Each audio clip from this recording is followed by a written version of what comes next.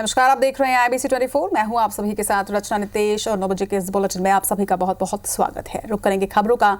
छत्तीसगढ़ में मुख्यमंत्री के ढाई साल के फॉर्मूले पर बिलासपुर में स्वास्थ्य मंत्री टीएस सिंहदेव से पूछे गए सवाल के बाद लगातार बढ़ते घटनाक्रम से छत्तीसगढ़ का सियासी पारा अब गर्मा गया है। कांग्रेस की सरकार बनते ही इस फॉर्मूले का सिगुफा रह रह के सामने आता रहा है, लेकिन शुक्रवार को सीएम भूपेश बघेल ने बेबाकी के साथ सिगुफा छोड़ने वालों को सख्त लहजे में चेता दिया। ऐसे में सवाल ये है कि आखिर ये ढाई साल का बतंगड़ क्या है। वहीं मुख्यमंत्री के बयान के बाद इस चर्चा पर विराम लगेगा या फिर इसे नई हवा मिलेगी।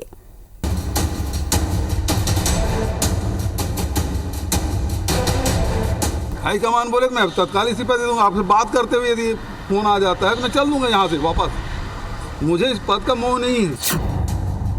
छत्तीसगढ़ के मुख्यमंत्री भूपेश बघेल का ये बयान उस सवाल पर आया जिसकी चर्चा इन दिनों सूबे के सियासी गलियारे में सबसे ज्यादा है। जी हां, पिछले कुछ महीनों सत्ता से जुड़े लोगों के बीच ये चर्चा लगातार हुई कि राज्य में मुख्यमंत्री का पद ढाई साल के लिए 2 नेताओं को देने का फॉर्मूला हाईकमान ने तय किया था।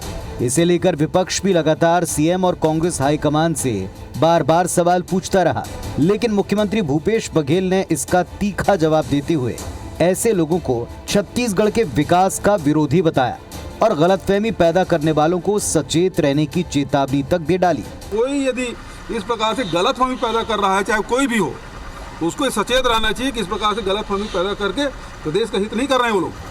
इधर कांग्रेस में अंदरूनी कलह की बातों को हवा देती आई बीजेपी को 2.5 साल के सीएम फॉर्मूले के सवाल पर मुख्यमंत्री के तीखे रिएक्शन के बाद ये फिर लगने लगा है कि इस बयान के बाद पार्टी में खींचतान बढ़ेगी। साथ ही बीजेपी का कहना है कि कांग्रेस आलाकमान को इस पर स्थिति साफ करनी चाहिए। वहीं कांग्रेस ने इस पर पलटवार करते हुए कहा कि बीजेपी को पहले अपना घर देखना चाहिए। जब टीएस सिंहदेव जी से पूछा गया था कि 2 साल के कार्यकाल और 2 साल के कार्यकाल की क्या बात हुई, क्या भूपेश का 2 साल पूरा हो गया है, उन्होंने ये कहा कि हाईकमान यदि चाहेगा तो जो बंद कमरे में वादा हुआ था उसका क्रियान्वयन हो सकता है। अब इसमें नाराज होने की जरूरत नहीं है, इसमें चिढ़ने की जरूरत नहीं है।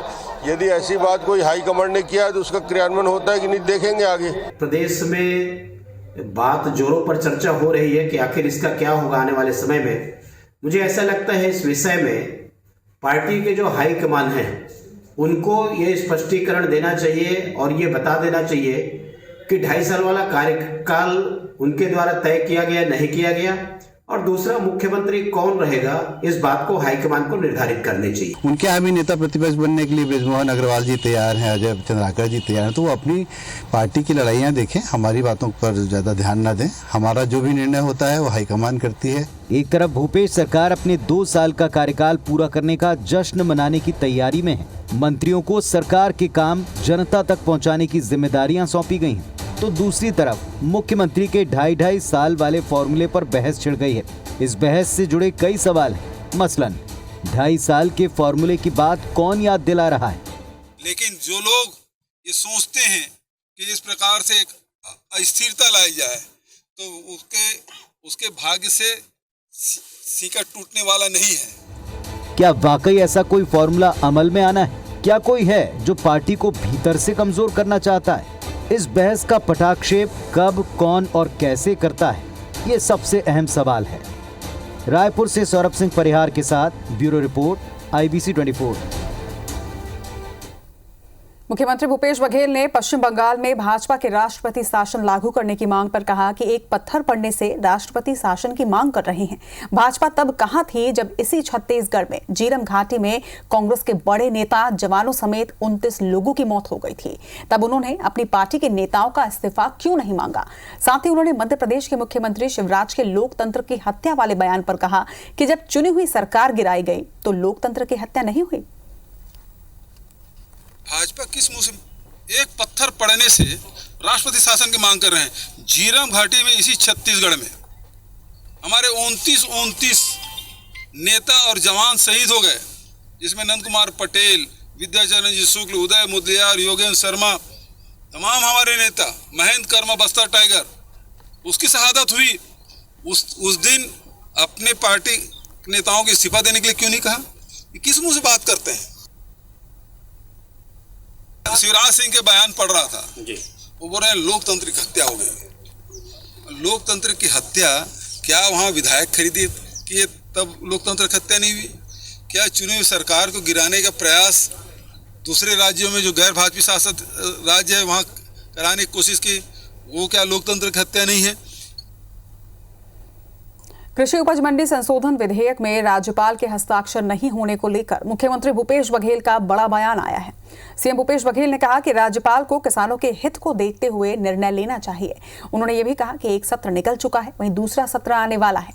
अगर वे इसे लौटाते हैं तो निर्धारित प्रक्रिया के तहत दोबारा राजभवन भेजेंगे। वहीं संसदीय कार्य मंत्री रविंद्र चौबे ने कहा कि मंडी संशोधन अधिनियम देश में जल्द ही लागू होगा। राज्यपाल ने कानून का अध्ययन करने की बात कही है, ये उनका अधिकार भी है। वहीं केंद्र कृषि कानून का हश्र सभी देख रहे हैं। पूरे देश में किसान से लेकर आंदोलित हैं, जबकि छत्तीसगढ़ के किसान 2500 रुपए समर्थन मिलने से खुश हैं। बता दें कि मंडी संशोधन अधिनियम को लेकर राज्यपाल अनुसुईया उइके ने कहा था कि वे इस कानून का अध्ययन करा रही हैं। ये तो एक नियम प्रक्रिया के तहत ही सारी चीजें होती है और उसमें हम कानूनी सलाह ले रहे हैं, क्योंकि ये सेंटर का मामला भी है। कहीं उसमें किसी तरह का आपसी कोई ऐसा क्रेज तो नहीं है और जैसे ही क्लियर हो जाता है उसमें कोई दिक्कत नहीं। टकराहट की जो बात है, हमें कोई टकराहट नहीं है, लेकिन राज्यपाल महोदय को छत्तीसगढ़ के किसानों के हित को ध्यान में रखते हुए फैसला लेना चाहिए। इतना भी, अब तो दूसरा सत्र आने वाला है। हमारा तो आवेदन गया हुआ है, यदि वो लौटाते हैं तो फिर से हम आवेदन करेंगे। छत्तीसगढ़ सरकार ने अपने किसानों के लिए अपने मंडी कानून में संशोधन करके प्रभावशील कानून बनाया है। विधानसभा का एक दिवसीय सत्र करके हमने पारित किया है, हमने महामहिम के पास भेज दिया है और हम उम्मीद करते हैं वो अगर परीक्षण करा रही हैं, अध्ययन करा रही हैं तो ये उनका अधिकार भी है और कराना भी चाहिए, लेकिन ये कानून बहुत जल्दी प्रभावी हो जाएगा। छत्तीसगढ़ में फिलहाल स्कूल नहीं खुलेंगे। प्रदेश में स्कूलों की शुरुआत पर स्कूल शिक्षा मंत्री प्रेमसाय सिंह टेकाम का बड़ा बयान सामने आया है। मंत्री ने कहा है कि जब तक प्रदेश में परिस्थिति सामान्य नहीं होगी तब तक स्कूल नहीं खोले जाएंगे। कई राज्यों ने केंद्र के निर्देश के बाद स्कूल खोलने का फैसला लिया, लेकिन बाद में स्कूल बंद करने पड़े। वहीं छत्तीसगढ़ में स्कूल खोले जाने को लेकर विभाग के साथ ही अभिभावकों की भी सहमति ली जाएगी। फिलहाल जब तक स्थिति सामान्य नहीं होती स्कूल नहीं खोले जाएंगे। बता दें कि दिल्ली, उत्तर प्रदेश समेत कुछ राज्यों में स्कूल खोलने के फैसले किए गए थे। शुरुआती दिनों में छात्र स्कूल पहुंचे भी, लेकिन कोरोना का प्रकोप बढ़ने के बाद स्कूलों को बंद करना पड़ा। वहीं छत्तीसगढ़ में भी स्कूल खोलने के लिए राज्य सरकार की ओर से लगातार तैयारियां की जा रही हैं, लेकिन कोरोना का प्रकोप बढ़ने की आशंका की वजह से अब स्कूल खोलने को लेकर सहमति नहीं बनी है। स्कूल शिक्षा मंत्री प्रेमसाय सिंह टेकाम के बयान से भी ये साफ है कि स्कूलों के खुलने में अभी वक्त है। से बातें हैं, सबकी सहमति भी चाहिए और जो पेरेंट्स हैं उनकी भी सहमति चाहिए, जो वहाँ के जो हेड ऑफ द डिपार्टमेंट है उनकी सहमति चाहिए, और बच्चों की सुरक्षा भी आवश्यक है। पढ़ाई के साथ साथ जो बच्चों की सुरक्षा, सभी पेरेंट्स चाहते हैं कि हमारे बच्चे सुरक्षित रहें, तो जब समान परिस्थितियाँ होंगी तभी हम स्कूल खोलने के लिए विचार करेंगे। सख्त लॉकडाउन के बाद भी रायपुर के क्वींस क्लब में शराब पार्टी कराने वाले रसूखदार आरोपियों के खिलाफ कार्रवाई करने में अब सरकार में बैठे जिम्मेदारों के हाथ कांपने लगे हैं। हाउसिंग बोर्ड की बैठक से मुद्दे को ही गायब कर देना यही साबित करता है। सवाल उठता है कि आखिर हाउसिंग बोर्ड क्वींस क्लब संचालकों को बचाना क्यों चाहता है।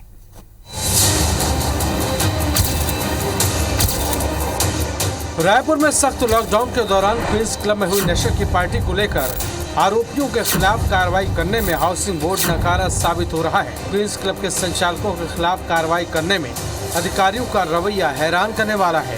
दरअसल क्लब में हुई पार्टी और फायरिंग के आरोपियों पर कार्रवाई का जिम्मा पुलिस, जिला प्रशासन और हाउसिंग बोर्ड का था। पुलिस ने केस दर्ज कर करीब 1.5 दर्जन आरोपियों को गिरफ्तार किया। जिला प्रशासन की तरफ से भी क्लब को सील कर बार लाइसेंस रद्द करने की अनुशंसा की गई, लेकिन हाउसिंग बोर्ड की ओर से सुई बराबर भी कार्रवाई नहीं की गई। पिछले 2.5 महीने में बोर्ड ने केवल 2 बार नोटिस भेजकर एमिनेंट इंफ्रास्ट्रक्चर प्राइवेट लिमिटेड के संचालक हरबख्श सिंह बत्रा से स्पष्टीकरण मांगा है। बत्रा की तरफ से जवाब मिले भी करीब 1.5 महीने हो चुके हैं। शंकर नगर संभाग कार्यालय ने भी जिन जिन बिंदुओं पर संचालक हरबख्श सिंह बत्रा ने कॉन्ट्रैक्ट नियमों का उल्लंघन किया है उनका जिक्र करते हुए रिपोर्ट हाउसिंग बोर्ड आयुक्त के पास भेज दी, लेकिन करीब 1.5 महीने से फाइल आयुक्त के पास अटक गई है। दरअसल रिपोर्ट मिलने के बाद आयुक्त ने कहा था कि आरोपी संचालक और कंपनी के खिलाफ कार्रवाई क्या हो, इसके लिए बोर्ड बैठक में मुद्दे को रखा जाएगा और फिर तय किया जाएगा। लेकिन हैरानी ये है कि 9 दिसंबर को हुई बोर्ड बैठक से इस मुद्दे को ही गायब कर दिया गया। नहीं, अभी कोई ऐसा कोई कार्रवाई का कोई मुद्दा भी ऐसा आया नहीं है बोर्ड की बैठक में। सिर्फ रोड का मुद्दा था, रोड बनाने का था और रोड वहाँ बनाने के लिए हमने बोर्ड की बैठक में पास कर लिया है। बहरहाल पूरे मामले में अधिकारियों और जिम्मेदार लोगों का जो रवैया है उससे साफ लग रहा है कि उनकी मंशा आरोपियों के खिलाफ कार्रवाई से ज्यादा उन्हें बचाने में है। लॉकडाउन में हुई पार्टी का मुद्दा विधायक धर्मजीत सिंह ने विधानसभा में उठाया था, जिसके बाद 9 दिसंबर की बोर्ड बैठक में विधायक कॉलोनी से क्वींस क्लब तक जाने के लिए रास्ता बनाने का प्रस्ताव पारित कर दिया गया। लेकिन हरबख्श सिंह बत्रा ने सरकारी स्वामित्व वाले क्लब को दूसरे को बेच डाला। लॉकडाउन में पार्टी कराई, फायरिंग हुई। इस पर क्या कार्रवाई हो, उस पर प्रस्ताव तक नहीं रखा गया। आखिर क्यों? रोड वहाँ बनाने के लिए हमने बोर्ड की बैठक में पास कर लिया है। अब उसका जो भी लेआउट बनाएंगे, लेआउट बना के पास करवाना जैसा होगा उसको नियम शर्तों के तहत उसका जो भी कार्य होगा करेंगे। सोचिए, आम आदमी के लॉकडाउन में जरूरी काम से भी घर से निकलने पर अगर कोई दस्तावेज नहीं हुए तो कैसे पुलिस का डंडा बोलता था। लेकिन लॉकडाउन के दौरान क्वींस क्लब में नशे की पार्टी हुई, फायरिंग हुई, कलेक्टर के आदेश की धज्जियां उड़ी, फिर भी कार्रवाई के नाम पर महज फाइल घूम रही है। राजेश राज, IBC 24, रायपुर। और इस खबर पर ज्यादा जानकारी के साथ हमारे सहयोगी राजेश राज हमारे साथ जुड़ रहे हैं। राजेश, डे 1 से आप इस खबर पर लगातार अपडेट दे रहे हैं। अब तो 2.5 महीने बीत चुके हैं। 2.5 महीने में सिर्फ फाइलों में ही ये कार्रवाई नजर आ रही है। क्या वजह है कि हाउसिंग बोर्ड बचाना चाह रहा है आरोपियों को? क्योंकि अब ये सवाल नहीं है कि क्या बचाना चाह रहा है, अब तो साफ नजर आ रहा है कि हाउसिंग बोर्ड बचा रहा है। तो क्यों बचाना चाह रहा है, ये सवाल। देखिए, ये बहुत बड़ा सवाल है और इस सवाल को लेकर के हम पिछले 2.5 महीने से फॉलोअप कर रहे हैं। लेकिन जब यह निचले स्तर पे अधिकारियों के पास ये मामला था, जब जो हरबख्श सिंह बत्रा है उससे जवाब लेने की बातचीत थी, तब हमने भी उस अधिकारी से बातचीत की थी और उन अधिकारियों ने कहा था कि जैसे ही जवाब मिलता है इस मामले में कड़ी कार्रवाई की जाएगी। और जो आधिकारिक सूत्र थे वो यहाँ तक कह रहे थे कि इसमें कॉन्ट्रैक्ट भी रद्द किया जा सकता है। लेकिन अब जवाब मिल चुका है, नीचे के स्तर के अधिकारी अपनी रिपोर्ट आयुक्त के पास भेज चुके हैं और करीब 1.5 महीने से आयुक्त के पास ये मामला लंबित है। तो अब सीधे सीधे सवालों के घेरे में आयुक्त हैं, क्योंकि वो कार्रवाई क्यों नहीं कर रहे हैं? क्योंकि आखिरकार जो कार्रवाई करने का अधिकार है वो उनके पास ही है और वो जो कुछ भी कहेंगे, अगर वो नीचे के अधिकारियों को निर्देशित करेंगे 1 दिन में कार्रवाई हो जाएगी। लेकिन 1.5 महीने से उनके पास फाइल का होना और कोई कार्रवाई नहीं होना, वो एक बड़ा सवाल उन पे ही खड़ा होता है। और ये सवाल इसलिए भी खड़ा होता है क्योंकि हम शुरू से ही बताते रहे हैं कि हाउसिंग बोर्ड के अधिकारियों की मिलीभगत से एमिनेंट इंफ्रास्ट्रक्चर के संचालक को फायदा पहुंचाना, नियम विरुद्ध जाकर के उसके लिए काम करना, ये आज से नहीं हो रहा है बल्कि 2006 से हो रहा है, जब क्वींस क्लब बना भी नहीं था। और पूरे टेंडर से लेकर के आज तक के संचालन में कई बड़े गोलमाल हुए, हमने उसका खुलासा किया, रिपोर्ट्स दिखाई और सभी मामलों में हाउसिंग बोर्ड के अधिकारी ही कहीं ना कहीं जिम्मेदार नजर आए। तो अब जब इनको बचाया जा रहा है तो एक बड़ा सवाल जरूर उठेगा कि क्या वो कार्रवाई करना चाहते हैं या फिर कार्रवाई ना करने की कोशिश करते हुए ये सारे बहानेबाजी की जा रही है। इस बात का जवाब न सिर्फ अधिकारी को बल्कि विभाग से जुड़े जो भी जिम्मेदार लोग हैं उनको भी देना पड़ेगा। निश्चित तौर पर राजेश, और जवाब का इंतजार अधिकारियों के साथ साथ जवाब का इंतजार जनता को भी है, क्योंकि जनता के ऊपर तो बहुत कार्रवाई की गई लॉकडाउन के दौरान काफी सारे मुद्दों पर, लेकिन यहाँ कार्रवाई नहीं की जा रही। तमाम बातचीत के लिए आपका बहुत बहुत शुक्रिया। बढ़ेंगे आगे। दुर्ग पुलिस ने नशे के खिलाफ जियो खोलकर के मुहिम के तहत नशे के अवैध व्यापार से जुड़े लोगों की धरपकड़ शुरू कर दी है। दरअसल पिछले दिनों भिलाई से ड्रग्स मामले में लखप्रीत कौर और रिसाली निवासी युवती की गिरफ्तारी के बाद अब दुर्ग जिले में पुलिस ने छुपे हुए नशा कारोबारियों पर शिकंजा कसना शुरू कर दिया है। गृह मंत्री ताम्रध्वज साहू के निर्देश के बाद डीजीपी डीएम अवस्थी ने दुर्ग पुलिस के अधिकारियों की बैठक लेकर जुआ, सट्टा, गांजा बेचने वालों पर नकेल कसने के निर्देश दिए। ड्रग्स, गांजा और शराब की अवैध खरीदी बिक्री करने वालों पर जियो खोल करके मुहिम के तहत कार्रवाई की जा रही है। वहीं लोगों से ऐसे लोगों की जानकारी देने की भी अपील की जा रही है ताकि भिलाई दुर्ग शहर नशा मुक्त हो सके। वहीं दुर्ग जिले में अब तक 60 से ज्यादा ऐसे मामले साल भर में सामने आ चुके हैं, जिनसे नशे का सामान भी जब्त किया गया। वहीं 200 छोटे नशे का सामान बेचने वाले व्यापारियों पर भी कार्रवाई की गई है। दुर्ग पुलिस का कहना है कि जियो खोलकर अभियान के तहत पुलिस ऐसे लोगों के खिलाफ हमेशा एक्शन मोड पर रहेगी और जानकारी मिलने पर कार्रवाई करेगी। शिक्षक महोदय के नेतृत्व में लगातार नशे एवं अवैध जो कारोबार है उसके खिलाफ कार्रवाई की जा रही है। नशे के खिलाफ जियो खुलकर अभियान के तहत हम अलग अलग जगहों पर धरपकड़ की भी कार्रवाई कर रहे हैं। साथ ही साथ वहां से किसी भी प्रकार की प्राप्त सूचना पे कार्रवाई भी की जा रही है। सूचना देने वाले का नाम भी गोपनीय रखा जा रहा है। छत्तीसगढ़ कर्मचारी अधिकारी फेडरेशन ने 14 सूत्रीय मांगों को लेकर प्रदेश भर में धरना प्रदर्शन किया।